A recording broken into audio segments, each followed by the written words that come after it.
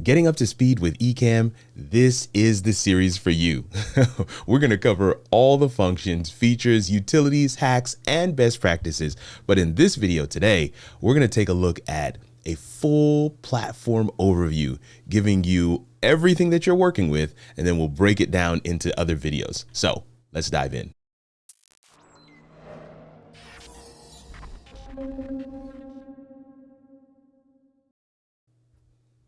So I am here inside eCam. I'm actually using eCam to record this video right now. And what I'm showing you is live demo mode. And live demo mode basically allows you to look at the screen that eCam is sitting on. And so right now you have my window, the video window here. I'm going to put my mouse on that. You can see this window and it kind of shows you that we are recording right now. I've got my camera switcher on this. This is the program window, and we're going to take some time to kind of go through everything that you see on this window. And then we'll kind of branch out from there to see the rest of the platform. Again, this is a overview, so I'm going to try to move quickly and not necessarily take too much time in explaining every single feature, but be sure to drop some comments below. Let me just say right here at the outset, I am biased. This is my go-to platform for content creation. This is my go-to platform for coaching, for course creation, for anything that requires recording a video or doing a video, even if it's live streamed for a live show or being a guest or even producing a show for, let's say, Zoom or Teams or Google Meet. I use eCam. And for many creators that are in the same space as me, meaning that they're on a Mac, I just believe there is no counterpart, there is no competitor that can even begin to compare to this platform. So if you're like, I don't want to listen to him because I don't know what he's going to say about this platform, seems like he's already biased. I mean this quite literally. This platform has literally changed my creator journey, and I hope it does the same thing for you as well. Let me show you why I'm so excited. So here on the screen we're looking at, this is the program window, and it can be just this, literally this basic. Sometimes people, get into all the functions and features of eCam and they're like, man, it's way too complicated. But right here, I mean, if I'm in a scene, right? And scenes are defined by the different types of scenes, right? So you have these three options, or I should say categories on the top. One is a camera scene. I don't know if you can see that. And the other is a share screen scene. And then the other is a video scene. It's very weird. You're just seeing the top of my head right there, but that's a video file, right? So you have these three types of scenes, but there's actually a fourth. And if you go up here to the menu that says source, you can see that there are four types of scenes. You have blank, camera, share screen, and then video file. These are the types of scenes. What I always tell people to do is just go ahead and start with a blank scene. All right, a blank scene. I know. I know you can't see me, but you start with a blank scene, and then you can decide right here that I'm going to go with a camera, right? So now I'm on a camera scene, or I can decide I'm going to go with a share screen, or I can decide I'm going to go with a video file. But these are the types of scenes that are here. Then you also have here on the sides, this window basically shows with you what scene you're in. So here, I'm just going to click on that. You can see it says show scenes window, or you have the default scene, which is the default scene. Then you have record, intro video, and end card. So these are my scenes. So if I click on that, it's going to give you this scenes window here in the bottom. And this is basically where I normally keep it for most of my time when I'm using eCam. I have my scenes here, and you can see that I am recording. So in addition, you also have some options here in terms of what am I outputting to. And so you have mic delay. Really clutch that you have that right here on the screen. It doesn't show up unless you're actually using mic delay. And so mic delay is something that allows you to sync your video and audio back up. If you've ever had that scenario where your audio and video are not quite in sync, and it's because they're getting to your platform at different times. And in this case, of course, audio is going through the Rodecaster Pro and video is connected directly into the system using a capture card. So they're getting there at different times. They're not using the same. I'm not marrying them up in the camera and sending them to the computer. So they're getting there at different times. And I've found that 6 frames per second is a great delay. In addition, I also have this video out. And what that means is I'm actually using right now, I've got the video out on this other monitor over here. So the monitor you guys are looking at is this one, live demo mode, but there's another monitor over here that allows me to see what I'm working with. And that's a really good thing to do by going up here to output and going to video monitor, and you see that I have one of my monitors selected. So that's the second monitor, Scepter F24 monitor over here. And that allows me to see what I'm doing, how I'm designing in a bigger framework instead of just the smaller screen. And that allows me to kind of dial in my setup just a little bit more. So those are just some of the things that are across the screen. You have your dialog box here. This just kind of tells you what's going on. If I was streaming, it would tell me that. If people were watching, it would tell me how many people are watching. If I had comments or super chats, stuff like that, it would give me that information up here. Again, it also is letting me know that we are recording. That's just the icon saying that we are recording. You have preview mode here, which if you click into preview mode, it gives you, let's go ahead and do that. It gives you a yellow box around the preview window, and it gives you a red indicator on the video that's actually live. Preview window is where you can make changes. I can go to other screens in the preview window and still have my production window over here, meaning that's what your audience will see, which also means you can actually I'm going to go ahead and publish this, but you can actually make changes that are transparent to your audience while live or while recording, and it's not going to be held in the recording unless, of course, you're in live demo mode like me. So preview mode is super clutch to be able, it's full production software, so you can actually get in there and do all the things that you need to do. Pause and finish are here. And let me tell you, that pause button can come in handy if you are looking to do some jump cuts. You want to do a one take video where you're not going to put it on the timeline and not going to edit it like I'm going to do with this video. You can actually do that here with the pause button. Pause it, move to a different location, unpause it, record again, pause it, move to a different thing, or move to a different scene, or change some things around. Pause button can be absolutely clutch. I've definitely utilized the pause button in that way. So definitely something to consider. And then of course the finish button. The rest of the items are on the side here, and I want to go through those as well. So here at the top, we have the camera switcher. I'm going to click on that, and you can see all of the camera sources that are connected to the computer. You can connect cameras using USB. You can connect cameras using capture card, which is still USB, but you're plugging in HDMI into the capture card. You can connect cameras using the Ecamm Mini, which is in that case USB-C from the Ecamm Mini to the computer, but the cameras are plugged into the Ecamm with HDMI. Well, you can also connect to cameras over NDI, which is a network interface. So it does all of the pieces, all of the things. I have a number of cameras connected to the system. Another thing that's really critical and clutch about the camera switcher is that you can define what cameras are.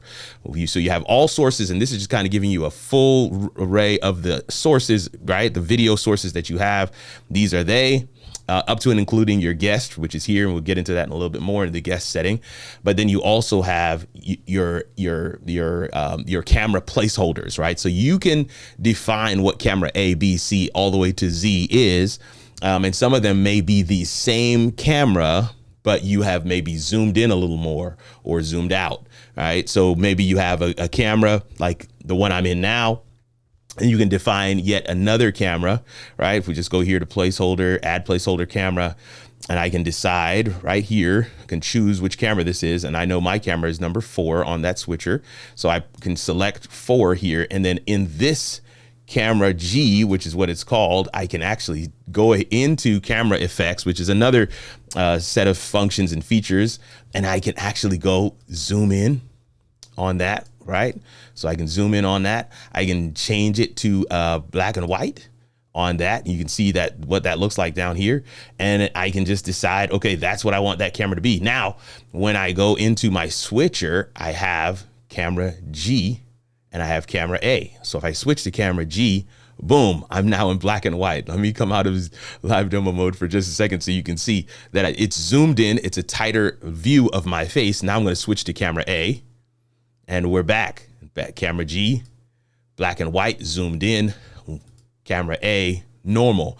And so these are the reasons why I want to showcase some of these functions and features, because even in just the full platform overview, you will start to get a feel and a sense of some of the types of things that are possible while using the system. The next thing down here is the sound, right? Show sound. Now, I always have the sound open, and that is, so you've been seeing that since the beginning of the video. As soon as I went into live demo mode, you saw that I was in the sound settings. Here you have your primary sound source, and you can actually select from a myriad of sound inputs. I have a ton. I also have loopback, which gives me some virtual microphones that I utilize across the system. But my primary mic, as you can see, is the Rodecaster Pro, and that's this guy right here. And that's where all my mics are plugged into. I have a couple of mics, and so that's what all my mics are plugged into. That's my primary one. The other thing you have here, of course, is your movie sound, your sound effects, right? You have system sound, right? Any sound that's coming from your computer, and then you have interview guests. System sound is activated right now because I am in live demo mode, and so if I was to play something on the computer, they would want to include that sound because I'm showing you what my screen looks like. Movie sound, you can control that, and you have the ability to set the levels here in your sound levels, or you can set the levels individually on the items that you're playing in your broadcast, and we'll show more on that a little later. So sound levels is here, and if you wanted to, you could hit this plus sign and add in yet another audio interface. Let's say you have two different Rodecaster Pros, like I do. you could actually plug them both up and actually audio. I've got 4 mics behind me for my podcast setup, and that's what the other Rodecaster Pro is for. The main Rodecaster Pro, which you can see a little bit of right here, is for the mics that are just on my desk. So that's why I have 2, but just keep that in mind. Ecamm can take in all of it. All of your cameras, all of your audio, and it gives you some granular functionality to be able to mix it and match it so that it's something that is meaningful for you. Okay. Now, the next thing is camera effects. And I opened this up earlier to kind of showcase what I could do with camera G. But yes, you can. This is where you would do your green screen. This is where you would have, where you can blur your background. This is where you can zoom in, you can change and dial in your color. I've actually given myself a little bit more saturation, a little more gamma. That's just the way that I do this particular scene when I'm recording. Again, I'm not having to do color correction in post. I'm not having to do jump cuts in post. I'm not having to switch and make, one thing black and white, zoom in on different pieces. I can do all of that inside Ecamm because of the functions and features that are here. Here you have additional camera options. Mirror your camera if you wanted to mirror it so that it looks more natural. It's up to you. I can go to black and white, as I mentioned. I can do a sepia. I can do the blur effect, and I can actually, kind of turn that up and down depending on what I want. And then you can set these settings. After you set these settings, you can set this for all the scenes right here, because you're only changing it for one scene. And we'll get into that a little more in probably the next video where we really dive deep on scenes. All right. We're going to dive deep on scenes. We're going to dive deep on profiles and overlays, right? Just some guiding principles I want to share with you in that next video. Hopefully you will stick around. Maybe you're going to even subscribe and join us for this journey as we travel through understanding Ecamm. This today being the full platform overview. So that is what camera effects looks like. And then we want to go and look at sound effects. So sound effects is just what it is. Pretty self-explanatory. You can play different sound effects during your broadcast. There's some applause. I'm going to turn my sound effects down some. You can see that I'm adjusting the sound level here. I can go ahead and let's pull this out over a little bit as well. I can play a DJ air horn. The idea is these are sound effects that are here. You can actually add in playlists of background music.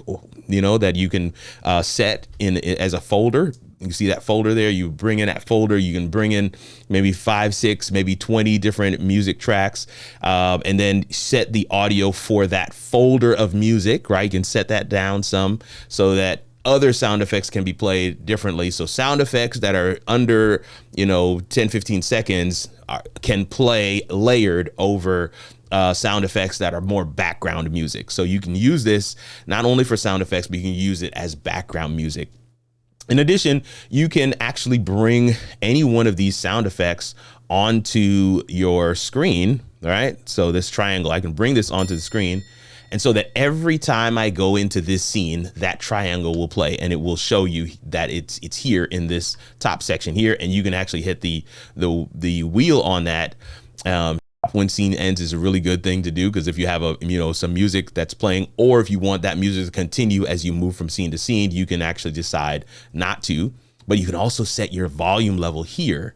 And this is independent of the volume level that is here in sound effects. So I could leave this all the way up and then maybe even go here and turn this down. So you have some options there, granular level functionality for even your sound effects within the system. All right, next up we have our comments. Now I have my comments on another screen on my teleprompter, because that's where I want to keep my eyes right on the screen right here. But teleprompter is where I have my comments, anything that people are coming in live. You can get comments from Facebook, YouTube, LinkedIn. You can get comments from Instagram. Ecamm is one of the only platforms that has comments from Instagram. So keep that in mind. You can also get comments from Zoom. You can use Ecamm in Google Meet and in what's the other one? So Google Meet Teams, right? But you in those instances, it would just be one way you can broadcast into that space in your whatever your square is. And I'll show you more on that in a subsequent video in this series. But with Zoom, because there's full integration, we're probably going to have a whole video just on Zoom, but there's full integration and you can get comments from Zoom as well. So comments will come in here. This is another thing that's really great about these windows with Ecamm.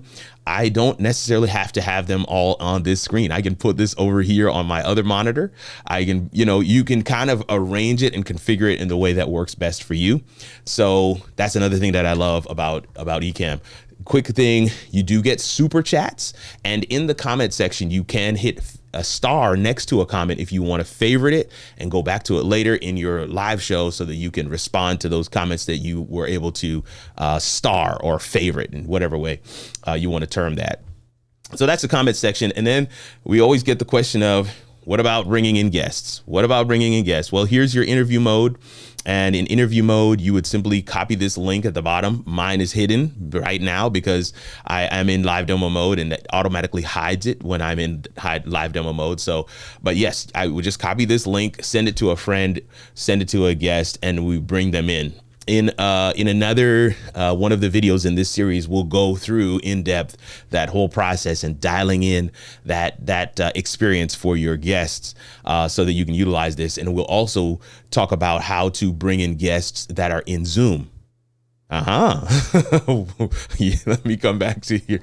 Zoom guests as well. You can bring in guests in interview mode, which is what it's called in Ecamm, but you can also bring in guests inside Zoom as well. From Zoom as well. So anybody that comes into a Zoom, we get that question all the time. How many guests can you have in there? I heard you can only have 4. Well, in Ecamm, you can have up to 10 guests in interview mode, right? But with the integration with Zoom, you can have as many guests as you want, as many guests as you can have in Zoom, but you just have to pull the guests in whenever you want them. So do you want all, 60, 70 guests who are in Zoom to be in Ecamm at the same time? Probably not. Maybe you're just interviewing 1, 2, 3 of them at a time. That's the power of this platform. And so those are some of the things that I utilize heavy when I am using this system. So there you go.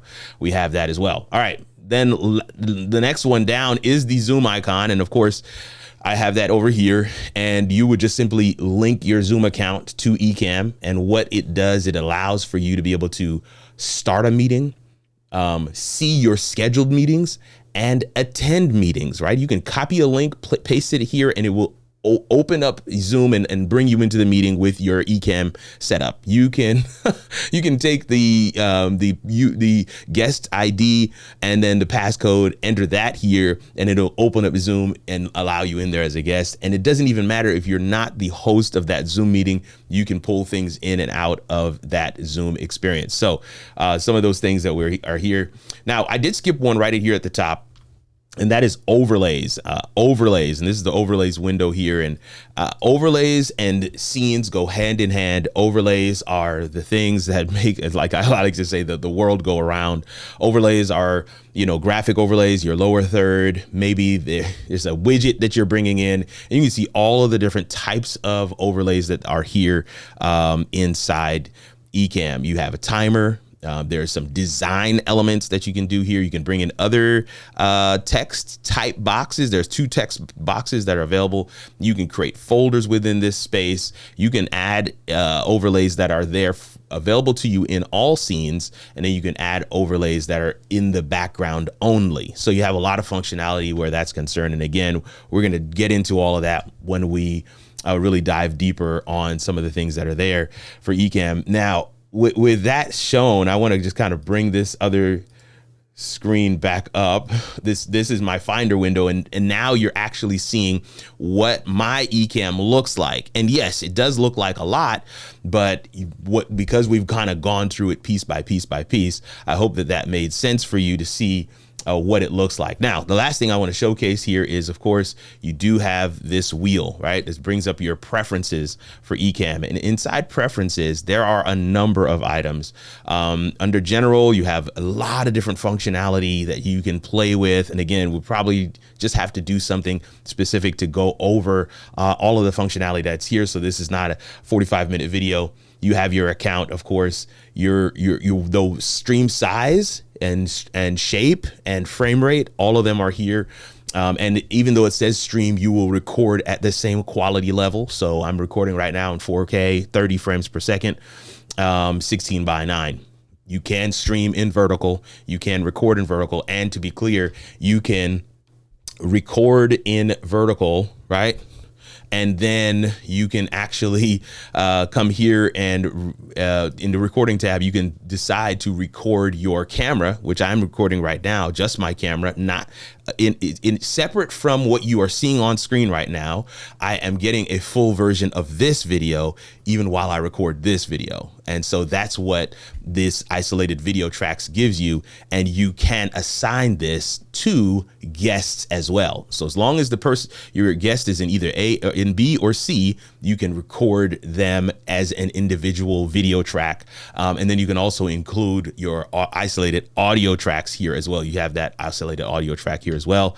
You can decide where your recording folder goes to. Destinations is another good one.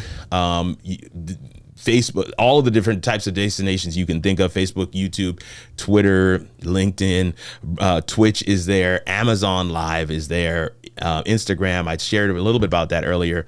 You can do RTMP, and then there's those multi-destination platforms like Restream, Switchboard Live, and then OneStream Live. They allow you to send to them, and then from there you can send to many different places. So kind of serving as a distributor. Before eCam was able to do multi-destination, which right now they can do multi-destination, but prior, and when I first started with them, they didn't have that. So just letting those who have maybe coming into this with a little bit of information about eCam know that things have changed over the years. Things have changed.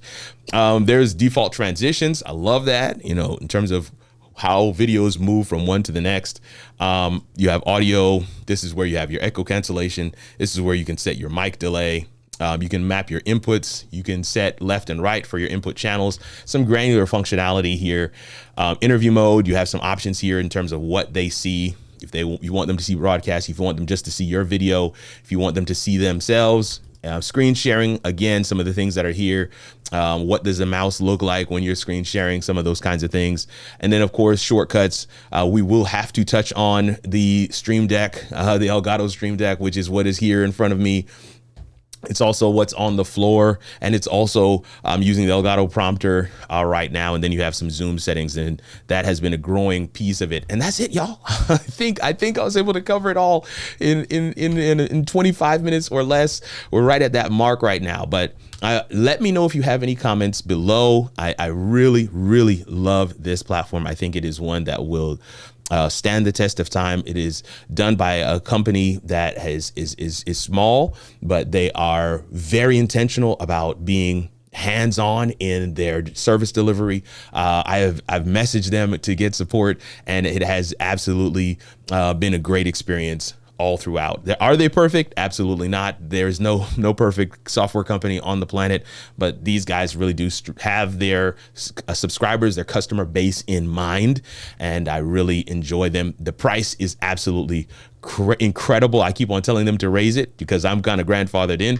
but either way, I hope that this was meaningful for you, and I hope that you will check us out for the next video where we will talk about, as I mentioned before, profiles, scenes, and overlays. I want to share with you what I believe to be an eCam guiding principle. Click right here to watch, and I'll see you in the next one. Grace and peace.